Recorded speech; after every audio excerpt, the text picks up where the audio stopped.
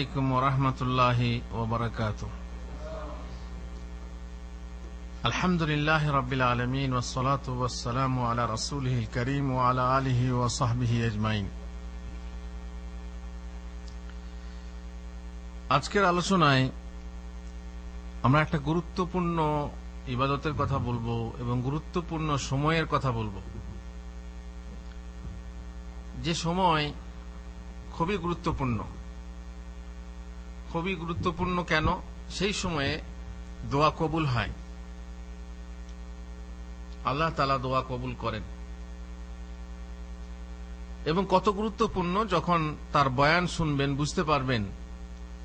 সেটা হলো সর্বশ্রেষ্ঠ সময়, ইবাদতের সর্বশ্রেষ্ঠ সময়, সেই সময় যে সময়ে ইবাদতে মন লাগে, যে সময়ে নির্ঝঞ্ঝাট, সমস্ত রকমের কলহ থেকে আপনি দূরে, সেই সময় যে সময় মনোযোগিতা বিক্ষিপ্ত হয় না, যখন চারিদিক নির্ঝুম নিস্তব্ধ পরিবেশ, যখন কোনো অবাঞ্ছিত শব্দ কানে আসে না, যখন পরিবেশের প্রায় সকল মানুষ মিষ্টি ঘুমে বিভোর থাকে, পরিমণ্ডলের প্রায় সকল মানুষ জ্ঞানহারা থাকে, যখন অন্ধকার ও একাকিত্বে মন আধ্যাত্মিকতায় পরিপূর্ণ থাকে, তখন ইবাদত ও দোয়ায় মন বসে। মহান প্রতিপালককে প্রাণ ভরে ডাকতে তৃপ্তি লাভ হয়। তখনই বান্দার মনে হয় এই হলো আল্লাহকে ডাকার সর্বশ্রেষ্ঠ সময়। কোন সময় এটা?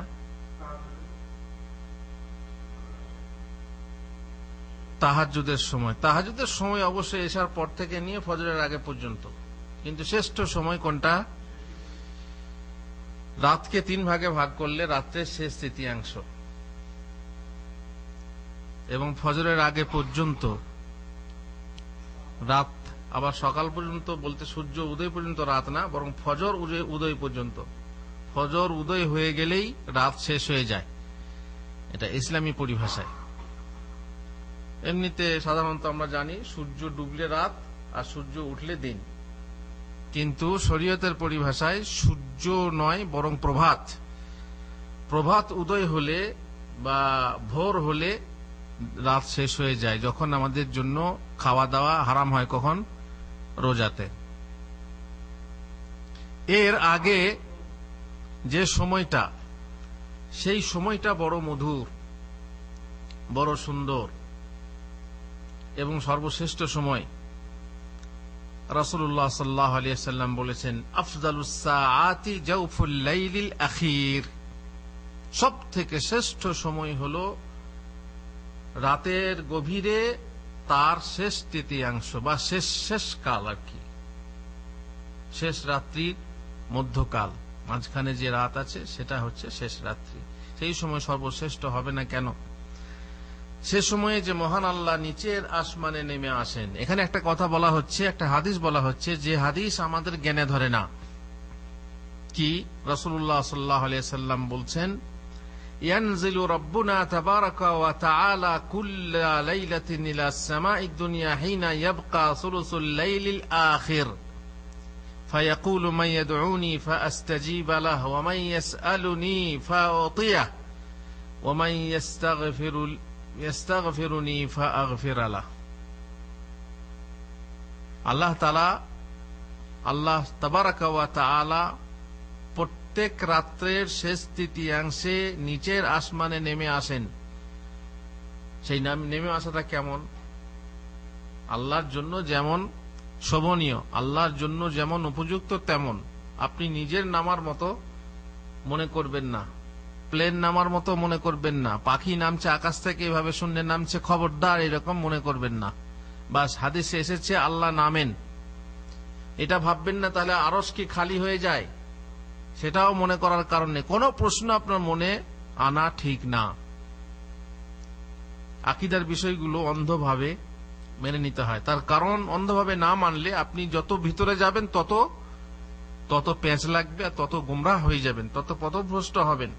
কেমন, কিভাবে, কেন, যুক্তি এই সেই খাড়া করতে গিয়ে দেখবেন যে আপনার ঈমান নষ্ট হয়ে যাচ্ছে। সুতরাং আল্লাহ নামেন, বাস। আর একটা প্রশ্ন আসবে, রাত্রের শেষ তৃতীয়াংশে আল্লাহ নামেন, তাহলে আল্লাহ যদি কোন সময় নামেন আর কোন সময় ওঠেন, ওঠার প্রশ্ন এখানে আছে? ওঠার প্রশ্ন নেই। রাত্রের শেষ তৃতীয়াংশ, এখন আমরা যে সময় কথা বলছি রাত্রের প্রথম অংশ, তাই না? কিন্তু কোন না কোন জায়গায় বিশ্বের কোন কোন মুসলমানদের জন্য সেখানে রাত্রের শেষ তৃতীয়াংশ, ঠিক না ভুল? আপনার বাংলাদেশে এখন কটা বাজে? এখন মধ্যরাত্রি। তারও পূর্ব দিকে যান, সেখানে রাত্রের শেষ তৃতীয়াংশ। তাহলে সেখানে আল্লাহ নেমেছেন না নামেননি? বলুন। তারপর কিছু পরে আপনার দেশে বাংলাদেশে রাত্রের শেষ তৃতীয়াংশ হবে, সেখানেও হাদিস অনুযায়ী আল্লাহ নিচের আসমানে নেমে আসেন। তার আধ ঘন্টা পরে ভারতে হবে, তার আধ ঘন্টা পরে পাকিস্তানে হবে, তার আধ ঘন্টা পরে ইরানে, বা তারপরে এদিকে আরবে হবে, তাই না? তাহলে এইভাবে সারা পৃথিবীতেই রাত্রের শেষ তৃতীয়াংশ সবসময়ের জন্য থাকে। তাহলে কি আল্লাহ তাআলা সবসময়ের জন্য নামেন? এরকম প্রশ্ন করবেন না। এই প্রশ্নের উত্তর আমাদের কাছে নেই। যেমন অনেক ভাই প্রশ্ন করেন শবে কদরের ব্যাপারে। শবে কদরের কি নির্দিষ্ট সময় আছে, নাকি লম্বা 24 ঘন্টায় শবে কদর হতে থাকে? তারপরে এখানে বেজোর সেখানে জোর। মনে করুন সৌদি আরবে 27, বাংলাদেশে কত? বাংলাদেশে 26। তাহলে 27-এর রাত্রে যদি শবে কদর হয়, তাহলে আমাদের দেশে 26-এর রাত্রে হয়ে যাচ্ছে, আর আমরা জাগবো 27-এর রাত্রে।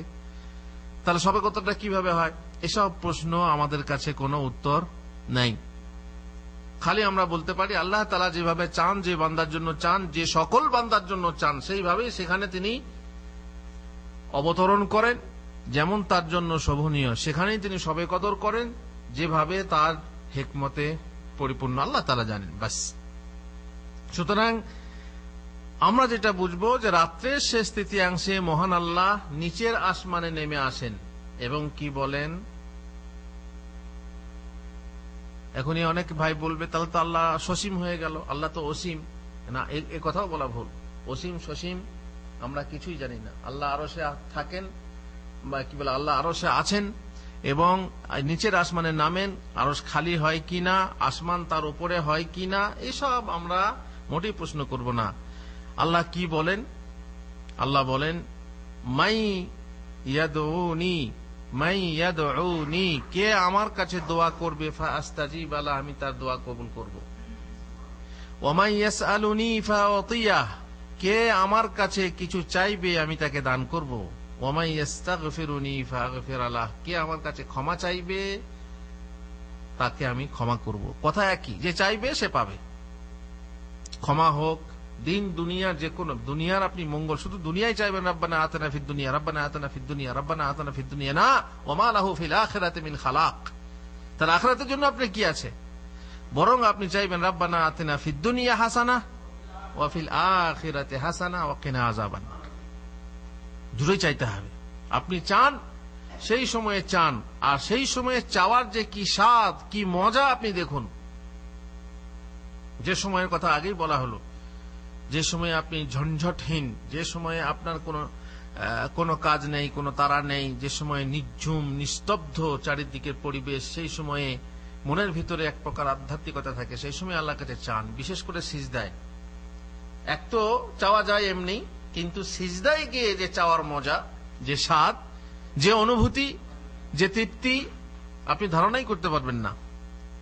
সিজদায় গিয়ে চাইতে হয়, বিশেষ করে নফল নামাজে সিজদায় গিয়ে আল্লাহর কাছে চাইতে হয়। কারণ আল্লাহ থাকেন সবার ওপরে, আর বান্দা যখন কপাল মাটিতে ঠেকায় তখন সবার নিচে, মাটি থেকে তার কিছু নিচে নেই। আপনি কপালে ঠেকালেন, দিয়ে আপনি বললেন সুবহানা রাব্বিয়াল আলা, আপনি সবে নিচে গিয়েছেন, নিচে গিয়ে আপনি বলছেন সুবহানা রাব্বিয়াল আলা। আর সুবহানা রাব্বিয়াল আলাকে যখন আপনি ভাববেন মনে মনে যে আমি তাকে দেখছি, কিংবা তিনি আপনাকে দেখছেন, তখনকার যে অনুভূতি, তখনকার মনের যে অনুধাবন, তৃপ্তি, আপনি সামনে যেন আল্লাহকে দেখছেন এবং আল্লাহকে বলছেন আল্লাহ আমাকে এই দাও, আল্লাহ আমাকে এই দাও, আল্লাহ আমাকে বালা থেকে মুক্তি দাও, আল্লাহ আমার বিপদ থেকে রক্ষা করো, আল্লাহ আমার রুজি দাও, ইত্যাদি ইত্যাদি। আপনি চাইবেন বাংলাতে, না বাংলায় বলবো না, তার কারণ নামাজের ভিতরে আপনি আল্লাহ আল্লাহ রসুলের, এখন সমস্যা হলো কি, আল্লাহ আল্লাহ রসুলের দোয়া পড়বেন, তাহলে কোরআনের আয়াত পড়া যাবে? হাদিসে নিষেধ আছে কোরআনের আয়াত সিজদাতে পড়া যাবে না। তো কোরআনের আয়াত আয়াত হিসাবে, কেরাত হিসাবে পড়া যাবে না। আপনি দোয়া পড়ছেন, এই যেমন রাব্বানা আতিনা ফিদ দুনিয়া হাসানা ওয়া ফিল আখিরাতি হাসানা ওয়া কিনা আযাবান, কোরআনের আয়াত। কিন্তু আপনি যখন সিজদায় পড়বেন তখন সেটা তো কোরআন পড়ছেন না, কি পড়ছেন আপনি? কোরআনের ভাষায় দোয়া পড়ছেন, রাব্বির হামহুমা কামা রাব্বায়ানি সাগীরা, মা বাপের জন্য দোয়া করছেন, তখন কোরআনের আয়াত হিসাবে পড়ছেন না, তখন দোয়া হিসাবে পড়ছেন। অতএব যদি আপনি সিজদার ভিতরে দোয়া হিসাবে কোরআনের আয়াত পড়েন সমস্যা নেই। তেমনি রাসূলুল্লাহ সাল্লাল্লাহু আলাইহি ওয়াসাল্লামের জবানি যে সমস্ত দোয়া আছে সেই দোয়া আপনি মুখস্থ করুন, রুজি চাওয়ার দোয়া, রোগ বালা থেকে মুক্তি চাওয়ার দোয়া, ইত্যাদি ইত্যাদি। দুনিয়া আখিরাতের আপনি যদি কি বলে আপনি আম ভাবে চান, দুটো দোয়াই যথেষ্ট। সেদিন আমি বললাম সর্বশ্রেষ্ঠ দোয়া কি, আমার মনে আছে? সেদিন এসে বললাম সর্বশ্রেষ্ঠ দোয়া হলো এইটা, আল্লাহুম্মা ইন্নী আসআলুকাল আফওয়া ওয়াল আফিয়াতা ফিদ দুনিয়া ওয়াল আখিরাহ। তেমনি রাব্বানা আতিনা ফিদ দুনিয়া হাসানা ওয়া ফিল আখিরাতি হাসানা ওয়া কিনা আযাবান। আপনি যদি অন্য দোয়া নাও পড়েন, আপনি যা চাইছেন মনে মনে এই দোয়া পড়ার সাথে সাথে আপনি নিয়ত করেন, যথেষ্ট। তবে যদি আপনি কোরআন হাদিসের বিভিন্ন দোয়া পড়েন তো নিশ্চয়ই সেটাই হচ্ছে ভালো। আপনি নিজের ভাষায় অন্য জায়গায় করেন, নামাজের বাইরে করেন, নিজের ভাষায় দোয়া করে তৃপ্তিও পাওয়া যায় না। তবে আরেকটা কথা যে আল্লাহ রসুলের ভাষায় দোয়া করলে যদি আপনি তার অর্থ না বোঝেন তাতেও তৃপ্তি পাবেন না, তাতেও স্বাদ নেই, তাতেও মজা নেই। নারিকেলের দুটো দিক আছে, ভিতর দিক আর উপর দিক। আবুল বাশার, নারিকেলের উপর দিকটা খেতে হয় না ভিতর দিকটা? বুঝেন না? নারিকেল বোঝেন না? নারকেল, নারকেল, নারকোল, ভিতর দিকটা খেতে হয় না বাইরের দিকটা? এখন যদি আপনি ভিতর দিকটা আগে শক্ত, ভাঙতে পারছেন না, দাঁতে কামড় দিয়ে খুব চিবাচ্ছেন, খাচ্ছেন, মজা আছে? নাকি ভিতরটা ভেঙে ভিতরটা যে শ্বাসটা খেতে হবে সেটা না খেলে দিতে আছে? তো যারা আরবিতে দোয়া করে তার মানে বোঝে না, তারা ওই নারকেলের ওপর দিকটা চিবায়, ছিলকা চিবায়, কিংবা যে শক্ত মতো যেটা আমরা কি বলি ওটা মালা বা মালুই যেটা বলি, সেটাতে চিপ খালি দাঁতে করে চেষ্টা করে ভাঙার, কিন্তু ভাঙে না যতক্ষণ সে মানে না বুঝেছি। যখনই মানে বুঝবে তখনই তার ভাঙা হয়ে গেল। এবার সে আরামসে, ভেতরে দুরকম খাবার আছে, এক হচ্ছে পানীয় আর এক হচ্ছে চর্ব। চর্ব, চস্য, লেহ, পেয়, 4 রকম খাবার, তাই না? তো এর ভিতরে দুটো, একটা পেয় আর একটা চর্ব, দুটো খাবার খান। আর যদি মানে না বুঝেন তো আপনি ওই নারকেলের মালার ওপরে কামড়াতে থাকেন, তৃপ্তি নেই। সুতরাং দুটোই আপনি নামাজের বাইরে করেন নিজের ভাষায়, তাতে তৃপ্তি আছে, কিন্তু নামাজের ভিতরে করলে সেখানে আল্লাহ রসুলের ভাষা বুঝলে পরে তাতে বেশি তৃপ্তি আছে। মোট কথা আল্লাহ তাআলা এই সময়ে নিজে যেচে নিজে বলেন, কে আছো আমার কাছে চাইছো? হ্যাঁ, কে আছো জিজ্ঞাসা করে করে। এ নয় যে আমার কাছে চাইলে আমি দেবো, বলো কে নেবে, বলো কে কি চাও বলো। আল্লাহু আকবার, নিজে থেকেই অফার, নিজে থেকেই আমরা বলি গায়ে পড়ে যেচে, যেচে দেওয়া। এখনো চেয়ে দেওয়া না, চেয়ে দেওয়া না, আমি নিজে, বলুন কে কি চান বলুন, আমি দিচ্ছি। রাসূলুল্লাহ সাল্লাল্লাহু আলাইহি ওয়াসাল্লাম বলছেন, ইন্না ফিল লাইলি লাসাআহ লা ইউআফিকুহা রাজুলুম মুসলিমুন ইয়াসালুল্লাহ তাআলা খায়রাম মিন আমরিদ দুনিয়া ওয়াল আখিরাহ ইল্লা আতাহু ইয়াহু ওয়া যালিকা কুল্লা লাইলা। এমন এক সময় আছে, রাত্রের মধ্যে এমন এক সময় আছে যে সময়ে মুসলিম আল্লাহ তাআলার কাছে কোনো মঙ্গল, দুনিয়া অথবা আখিরাতের কোনো মঙ্গল চাওয়া হয়। অনেকে বলে দুনিয়া চাওয়া যাবে না, না, দুনিয়াও চাওয়া যাবে, কিন্তু কল্যাণকর হতে হবে, কোনো হারাম জিনিস চাওয়া যাবে না। দুনিয়াতে কোনো হারাম জিনিস চাওয়া হবে না। মদের ব্যবসা খুলবেন আল্লাহর কাছে, আল্লাহর কাছে চাইছেন যে আল্লাহ ব্যবসাটা যেন আমার, না না না, কোন হারাম জিনিস না, হালাল জিনিস আপনি চান দুনিয়া, ঠিক আছে? আল্লাহ তাআলা তাকে দান করে থাকেন ওয়াজালিকা কুল্লা লাইলা, সেই সময়টা প্রত্যেক রাত্রে থাকে। এবার আপনি জানেন না, আল্লাহ রসুল বলে দেননি সে রাতের কোন সময়টা, তার মানে আপনি সারা রাত জেগে ইবাদত করুন, যদিও আপনার সামর্থ্য হয়, সামর্থ্য না হলে তো কোনো ব্যাপারই নেই। সুতরাং এ সময় দোয়া কবুল হয়, মনের আকুল আবেদন মঞ্জুর হয়, মনের আকুতি বিশ্ব প্রভুর দরবারে পৌঁছে যায়। এই সময়কে যে কাজে লাগায় মহান আল্লাহ তাকে ভালোবাসেন, যেহেতু রাসূলুল্লাহ সাল্লাল্লাহু আলাইহি ওয়াসাল্লাম বলেছেন, সালাসাতুন ইউহিব্বুহুমুল্লাহু ওয়া ইয়াদহাকু ইলাইহিম ওয়া ইস্তাবশিরু বিহিম ওয়া ইস্তাবশিরু বিহিম। এখানেও একটা সিফাতের হাদিস আছে যেটা আমাদের জ্ঞানে ধরবে না, ঢুকবে না। তিন ব্যক্তিকে আল্লাহ তাআলা ভালোবাসেন, তাদের প্রতি সন্তুষ্ট হয়ে হাসেন। মানে আল্লাহ আবার কি করে হাসেন? আল্লাহ তাআলা হাসি, আল্লাহ তাআলা কেমন বলুন, তাহলে হাসিটা বলবো। অতএব আল্লাহ তাআলার হাসি আমরা জানি না, কিন্তু আল্লাহ তাআলা হাসেন এটা আমাদেরকে বিশ্বাস করতে হবে। এছাড়া অন্যান্য হাদিসেও আছে আল্লাহ তাআলা হাসেন। তিন ব্যক্তির প্রতি আল্লাহ সন্তুষ্ট হয়ে হাসেন, তাদের কারণে খুশি হন আর তাদেরকে ভালোবাসেন। সেই তিন ব্যক্তি কে কে? নম্বর 1, আল্লাযী ইযা ইনকাশাফাত ফিআতুন কাতালা ওয়ারাআহা বিনাফসিহি লিল্লাহি আযজা ওয়া জাল ফাইম্মা আন ইউকতালা ওয়া ইম্মা আন ইয়ানসুরাহু আল্লাহু আযজা ওয়া জাল ওয়া ইয়াকফিহি ফায়াকুল উনজুরু ইলা আবদি হাযা কাইফা সাবারা লি বিনাফসি। প্রথম ব্যক্তি হচ্ছে মুজাহিদ। মুজাহিদ যে জিহাদের ময়দানে গেছে, যার নিকট সদলের পরাজয় প্রকাশ পেল, দেখছে সব পিছু হটছে, মানে পরাজয় এখন আসছে, সে নিজের জান দিয়ে আল্লাহ আযজা ওয়া জাল আল্লাহর ওয়াস্তে যুদ্ধ করে।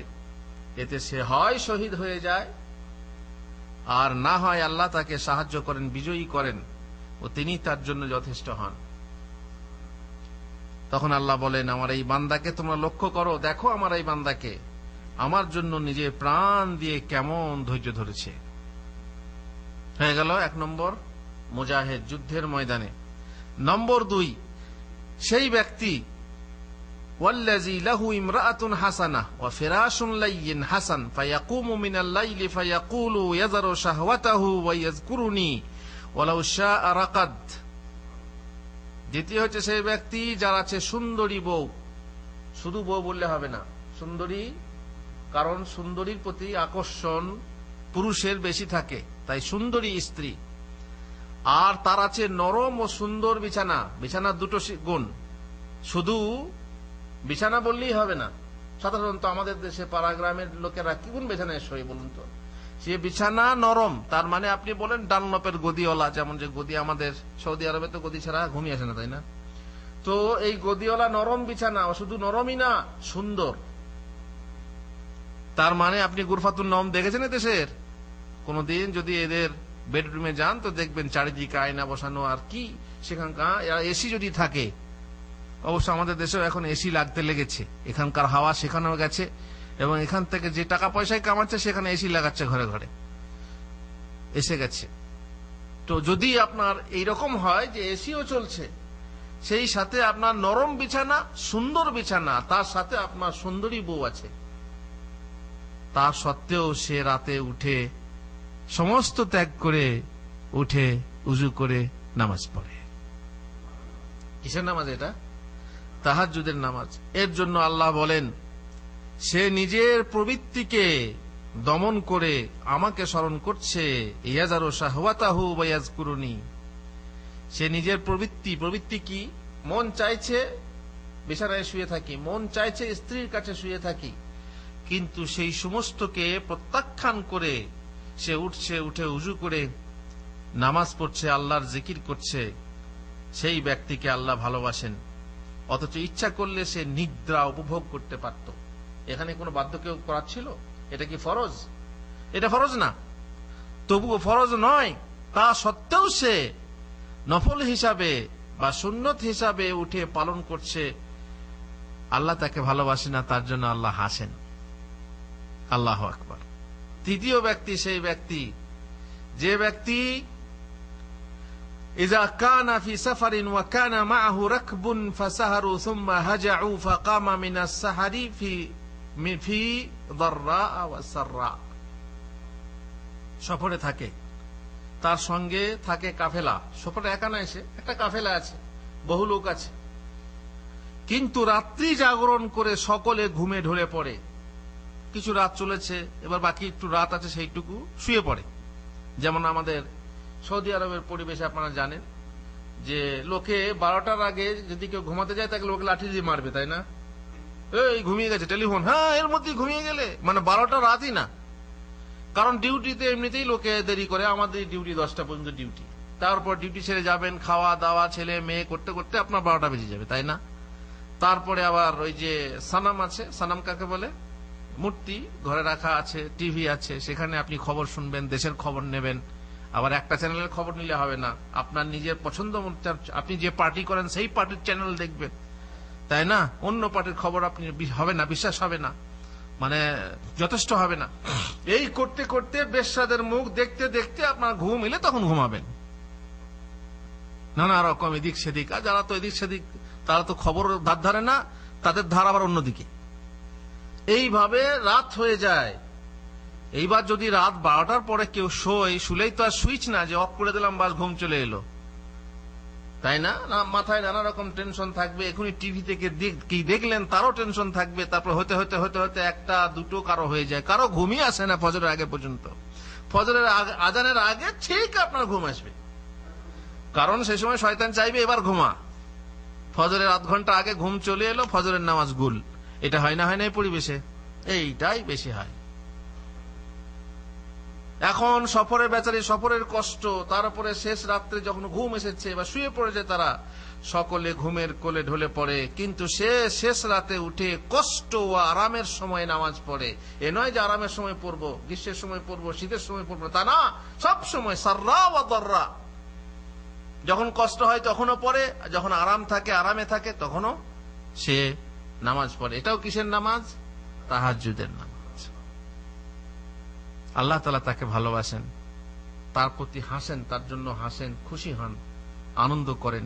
আল্লাহ তাআলা এই তিন ব্যক্তির প্রতি প্রবৃত্তি দলনে অধিক সহায়ক হলো রাত্রির নিস্তব্ধতা। যখন ব্রেনের কাজে মন বসে, আপনি যদি কোনো ব্রেনের কাজ করতে চান তো নির্ঝুম রাত্রিতে যখন পরিবেশ সুন্দর থাকবে, আপনার বাড়িতে কোনো হইচই নেই, কিচ্ছু নেই, যাওয়া আসা নেই। আমরা অফিসে থাকি, বসে আছি, ব্রেনের কাজ করছি, লেখালেখি করছি, হঠাৎ করে এলো সালাম আলাইকুম, কি করবেন এবারে?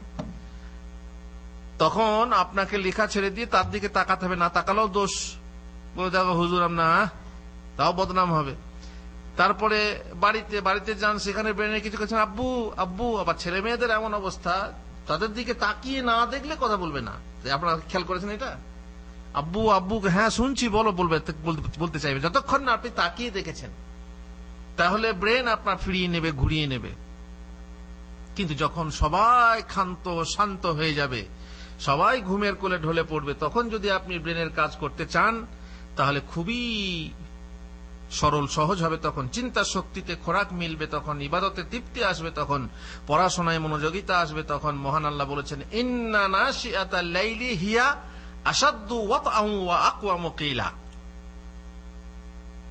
হে নবী, কুমিল লাইলা ইল্লা কালিলা। হ্যাঁ নবী, রাত্রে ওঠো, রাত্রে ওঠো।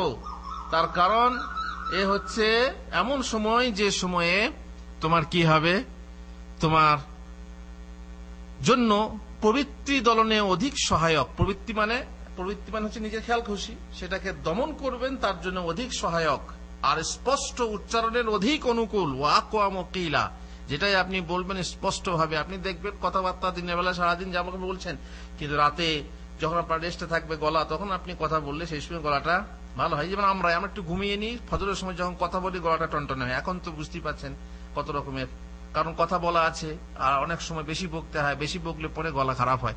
আর সেই সময়ে রাতে যখন কথা বলবেন, যে উচ্চারণটা করবেন, কোরআন যদি পড়েন, কোরআনের উচ্চারণটা কি হবে, স্পষ্ট হবে। রাতের নির্জন পরিবেশে নামাজি তাহাজ্জুদের নামাজে যে কোরআন পাঠ করে, তার অর্থসমূহ অনুধাবন করার ব্যাপারে মুখ বা কানের সাথে অন্তরের বড়ই মিল থাকে।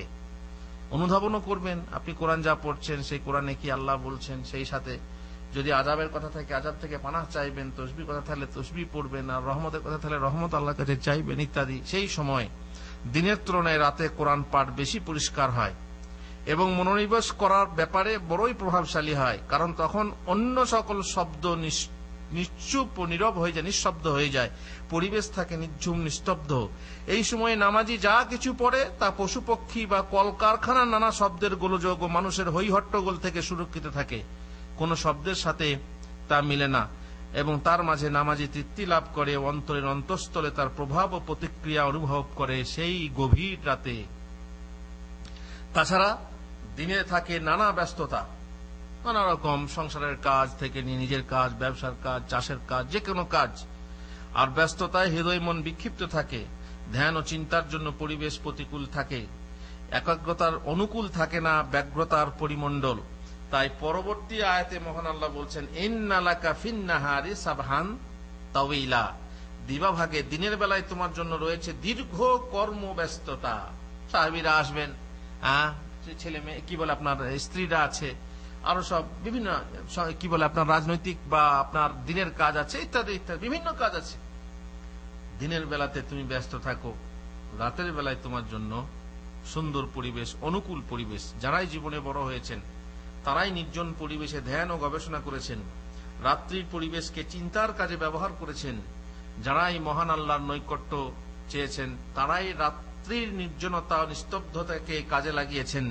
বেহেশতে লাভে সফল সংযমী ব্যক্তিবর্গের প্রশংসা করে মহান আল্লাহ বলেছেন, কানু কালিলাম মিনাল লাইলি মা ইয়াহজাউন। বেহেশতে কারা পাবে? যারা, তাদের বিভিন্ন গুণ আছে, তার মধ্যে তাদের একটা গুণ হলো তারা রাত্রির সামান্য অংশই নিদ্রায় অতিবাহিত করত। আপনি বললেন, হুজুর আমরাও তো সামান্যই রাতে ঘুমাই। রাতে তো আমরাও সামান্যই ঘুমাই, কিন্তু পার্থক্য আছে, তাই না? তারা ঘুমাতেন, তারা কম ঘুমাতেন, কিন্তু জাগতেন কিসে? তারা জাগতেন তাহাজ্জুদে। আর আমরা কম ঘুমাই কিন্তু জাগি কিসে? টিভিতে, তাই না? টিভি আর টিভির মধ্যে পার্থক্য আছে না নেই? না দুটোই একই? টিভি আর টিভি দুটো একই নাকি পার্থক্য আছে? অবশ্যই পার্থক্য আছে।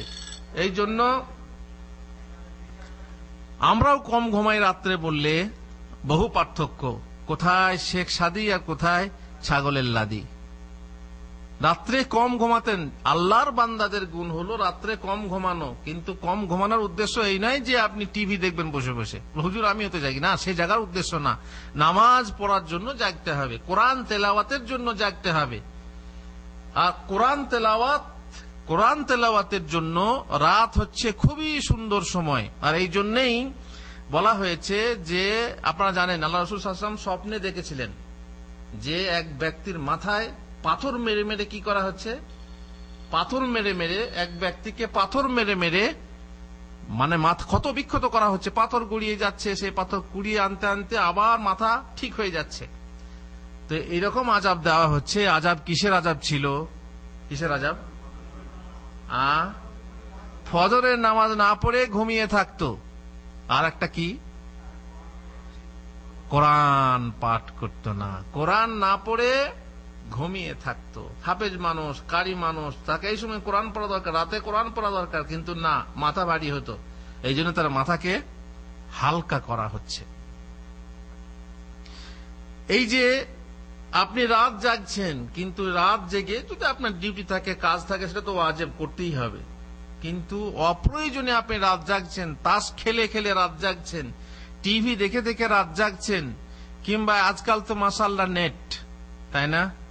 নেট, এমনকি যাদের এইসব মোবাইল হয়েছে, এইসব মোবাইল হওয়ার পরে নামাজের পরে জিকির করারও সময় নেই, ফটাম করে বটনটা খুলছে আর সঙ্গে সঙ্গে একদম আলাতুল, আমরা বলি কি আলাতুল, কোথায় যাচ্ছে? গুগলে যাচ্ছে, নেটে যাচ্ছে। তো বেশি যোগাযোগের ব্যবস্থাটা হয়েছে, যার ফলে আমাদের সময়ের অপচয় ঘটেছে। একদিকে যেমন বিজ্ঞান আমাদের জন্য আশীর্বাদ, তেমনি অন্যদিকে বিজ্ঞান আমাদের জন্য অভিশাপ। অভিশাপ এনে দিয়েছে আমাদের জীবনে। সাংসারিক জীবনে যেমন সুখ এনেছে, তেমনি কষ্ট দুঃখ এনেছে। যাই হোক, কিন্তু রাতের পরিবেশ হচ্ছে খুবই অনুকূল পরিবেশ, বিশেষ করে ব্রেনের জন্য। যারা ব্রেনের কাজ করেন, বিজ্ঞানী যদি কেউ হতে চায়, তাদের পুরো রাত ঘুমালে চলে না। যারা ফকিহ হতে চায়, ফকিহ মানে দিনের জ্ঞান, আমি ফকিহ হব, মুফতি হব, বড় আলেম হব, তাহলে তাদের জন্য পুরো রাত ঘুমিয়ে কাটালে সফলতা আসে না। যারা আল্লাহর নৈকট্য লাভ করতে চায়, আল্লাহর ওলি হতে চায়, কিংবা আল্লাহর বেহেশত লাভে ধন্য হতে চায়, রাতের সুদীর্ঘ সময় নিদ্রার কোলে মাথা রাখলে চলে না। যেহেতু রাতেই মহান আল্লাহ বান্দার নিকটবর্তী হন, বিশেষ করে রাতের শেষ তৃতীয়াংশে। মুআয রাদিয়াল্লাহু তাআলা আনহু বলছেন, একবার আমি বললাম, ইয়া রাসূলুল্লাহ আখবিরনি বিআমালিন ইদখিলনিল জান্নাহ, হে আল্লাহর রাসূল, আমাকে এমন একটা আমলের কথা বলে দেন যে আমল আমাকে জান্নাতে প্রবেশ করাবে, ওয়া ইউবাইদুনি মিনান নার, এবং জাহান্নাম থেকে দূরে রাখবে। قال আল্লাহ রাসূল সাল্লাল্লাহু আলাইহি ওয়াসাল্লাম বললেন, লাকাদ সাআলতা আন আযীম, তুমি এক বিশাল বিষয়ে প্রশ্ন করেছো। ইন্নাহু লা ইয়াসির আলা মান ইয়াসসারাহু আল্লাহু তাআলা, তবে হ্যাঁ, আল্লাহ যার জন্য আসান করবেন, সহজ করবেন, তা তার জন্য খুবই সহজ। শোনো তাহলে, একটা একটা করে শোনো। তা'বুদুল্লাহ লা তুশরিকু বিহি শাইআ, প্রথম শর্ত, আল্লাহর ইবাদত করবে এবং তার ইবাদতে কাউকে শরীক করবে না। তুমি প্রথমে তৌহিদবাদী মুসলিম হবে। সবকিছু হওয়ার আগে, বড় রাজনীতির নেতা হবে তার আগে, বড় আর কিছু হবে তার আগে, যা কিছু হবে সবের আগে হবে তৌহিদবাদী। তৌহিদবাদী। তারপর ওয়া তুকিমুস সালাহ, দিনের খুঁটি, দিনের খুঁটি কায়েম করবে। এবার কি? নামাজ কায়েম করবে। নামাজ পড়বে না, নামাজ কায়েম করবে। নামাজ পড়া কায়েমের মধ্যে পার্থক্য আছে না? কি বাদশা মিয়া, নামাজ পড়া এবং কায়েম করার মাঝে কি পার্থক্য আছে? নামাজ পড়লে, নামাজ কায়েম করলে, দুটো কি এক জিনিস?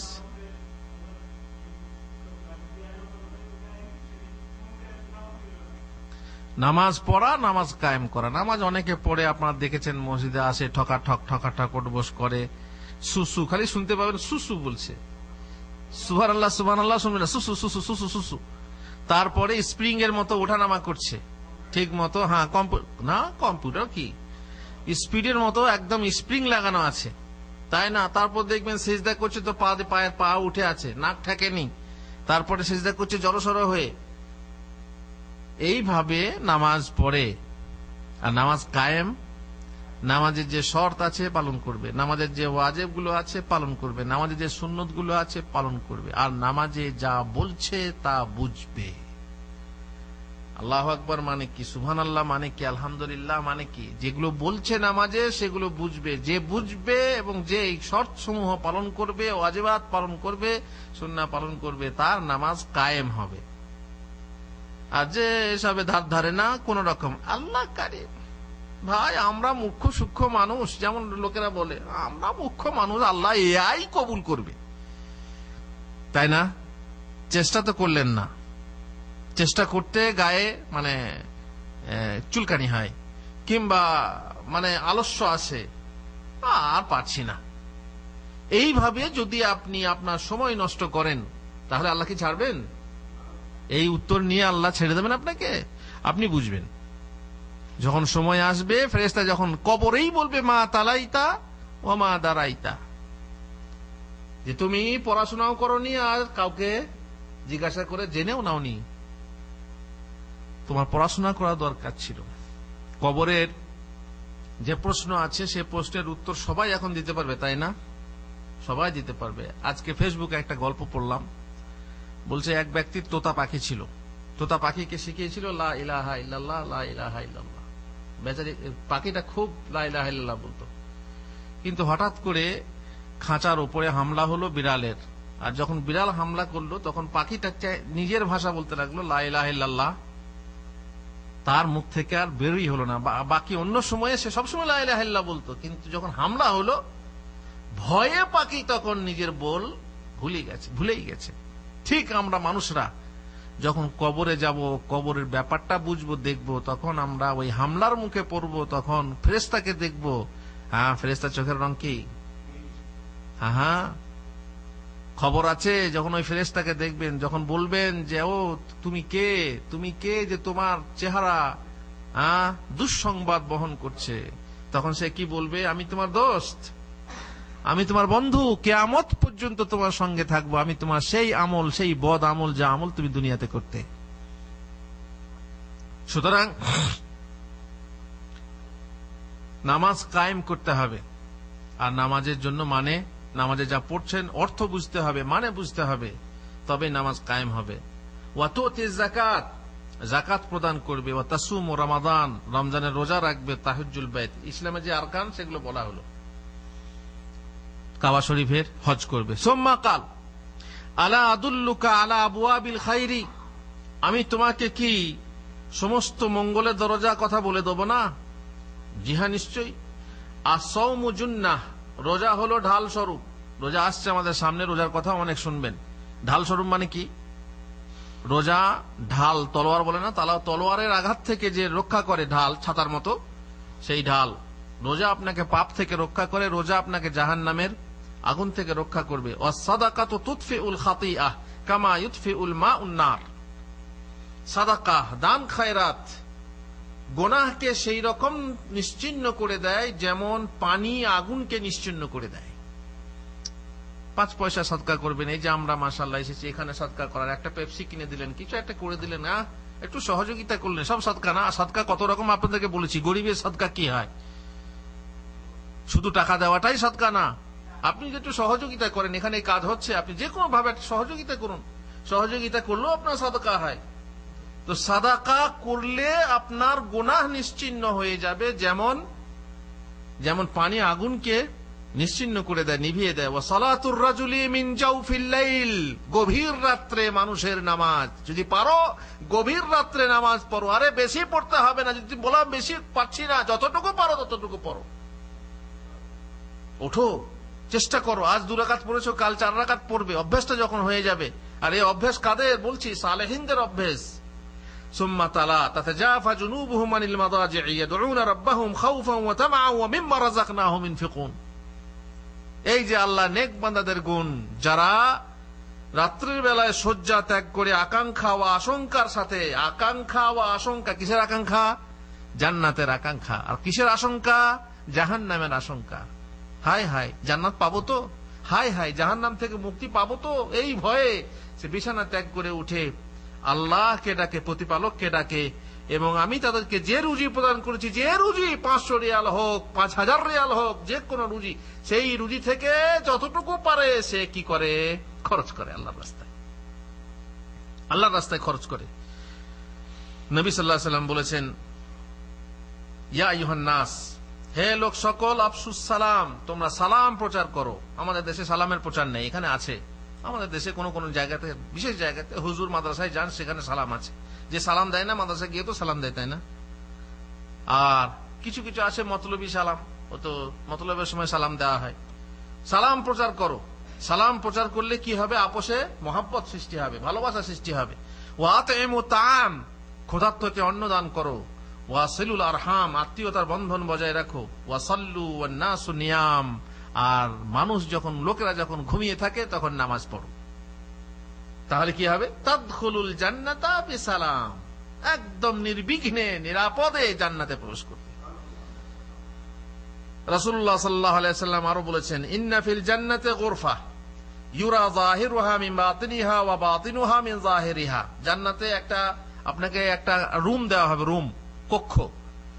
সেই কক্ষের ভিতর থেকে বাইরের অংশ দেখা যাবে, আর বাইরে থেকে ভিতরের অংশ দেখা যাবে। কিসের দেওয়াল হবে তাহলে?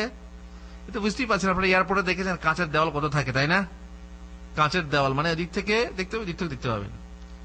সেখানে আবু মুসা আশারি বললেন, লিমান হিয়া রাসূলুল্লাহ, সেই রুম কার জন্য হবে ইয়া রাসূলুল্লাহ? বললেন, লিমান আলান আল কালাম, যে ব্যক্তি কথা বললে নরম কথা বলবে, গরম হয়ে না, সব সময় সন্ত্রাসের মতো কথা, না না না। মানুষ কথা বলবে নরম হয়ে, গরম হয়ে কথা বলবে না, নরম কথা বলবে। ওয়া আতআমাত তাআম, আর ক্ষুধার্তকে অন্নদান করবে। ওয়া বাতা লিল্লাহি কাইমান ওয়ান নাসু নিয়াম, যখন মানুষ ঘুমিয়ে থাকে তখন সে আল্লাহর জন্য কিয়াম করবে, তার মানে তাহাজ্জুদের নামাজ পড়বে।